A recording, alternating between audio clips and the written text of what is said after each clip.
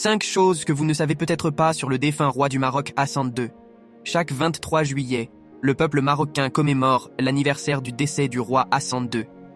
C'est une occasion de se souvenir d'un grand roi qui a laissé sa marque sur l'histoire contemporaine et la diplomatie internationale du royaume grâce à son génie, à sa vision et à sa personnalité inégalée. Nous vous invitons à découvrir 5 faits dont la plupart des gens ne connaissaient pas au sujet du défunt roi Hassan II. 1. Hassan II, le premier monarque étranger à breveter une invention aux États-Unis. Le roi Hassan II était toujours intéressé par la science médicale. Il a également été juriste qui a parrainé plusieurs conférences médicales internationales à Rabat. Cependant, sa plus grande réussite a été l'invention d'un système qui combine une bande vidéo et un électrocardiogramme pour étudier la fonction cardiaque. L'appareil a amélioré la capacité des médecins à étudier le comportement cardiaque pendant qu'une personne exerce son action. Le roi Hassan II a reçu le brevet américain 4 805 631, devenant le premier monarque étranger à breveter une invention aux États-Unis d'Amérique. Dans un communiqué aux médias locaux, un porte-parole du Bureau des brevets et des marques a déclaré que l'invention était la première brevetée par un roi, ajoutant qu'Abraham Lincoln a breveté une invention pour les bateaux avant qu'il ne devienne président. 2. La plupart des gens s'attendèrent à ce que Hassan II reste au pouvoir pour un temps très court. La plupart des observateurs s'attendèrent à ce que Moulay Hassan échoue alors qu'il accédait au trône le 26 février 1961. La plupart des gens doutaient que Hassan II parviendrait à unir le pays après son père, Mohammed Sin, décédé en 1961. En particulier, lorsqu'il était un jeune prince, la presse occidentale l'appelait souvent un playboy qui aimait les jeux et les actrices et était trop préoccupé par sa garde-robe. En plaisantant avec le roi Juan Carlos d'Espagne, Hassan II a déclaré que la plupart des gens ne s'attendaient pas à ce qu'il reste au pouvoir plus de 6 mois. Cependant, Hassan II a surpris tous ceux qui l'ont sous-estimé et a gouverné le Maroc pendant 38 ans. 3. Les Marocains croient que le roi Hassan II a eu la baraka.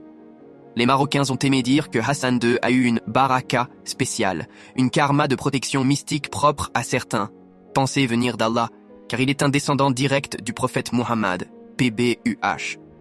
Les gens croyaient cela du fait qu'il semblait toujours émerger indemne des difficultés. Il est passé maître dans la gestion de la mosaïque des forces ethniques et idéologiques au Maroc. Il est intéressant de noter que sa baraka lui avait surtout permis d'échapper à 2 tentatives de le renverser. L'une d'entre elles était particulièrement sanglante. 4.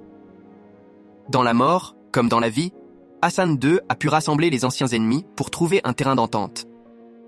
Au cours de sa vie, le roi Hassan II a joué un rôle très important pour renforcer les efforts de paix entre les Israéliens et les Égyptiens et a pu prolonger la vie de sa dynastie dans une ère où les monarchies en Libye, en Égypte, en Irak et en Iran ont été renversées par les révolutions socialistes ou l'islam militant.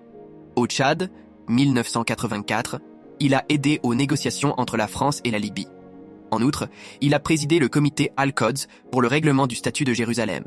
Il a discuté de cela lors de sa visite au Vatican en 1980 et pendant celle du pape Jean-Paul II au Maroc en 1985. Le défunt roi a continué à rassembler les ennemis même après sa mort.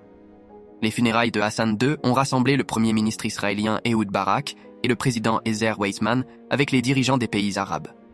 Parmi les rivaux arabes d'Israël, il y avait le roi Abdullah de Jordanie, le président de l'autorité palestinienne Yasser Arafat et le président algérien Abdelaziz Bouteflika. Ehud Barak devait rencontrer le président syrien Hafez Assad à Rabat pour discuter de la paix au Moyen-Orient, mais Assad a choisi de rester à Damas. Cependant, Ehud Barak a eu un bref échange avec le président Abdelaziz Bouteflika d'Algérie. 5. Hassan II était un père pour les Marocains. Après la mort de Hassan II, de nombreux Marocains ont estimé qu'ils avaient perdu un père. Il a été rapporté que plus d'1 million de Marocains ont parcouru des routes poussiéreuses, venant de villages éloignés, pour trouver une place le long de la route des 3 kilomètres du cortège funèbre.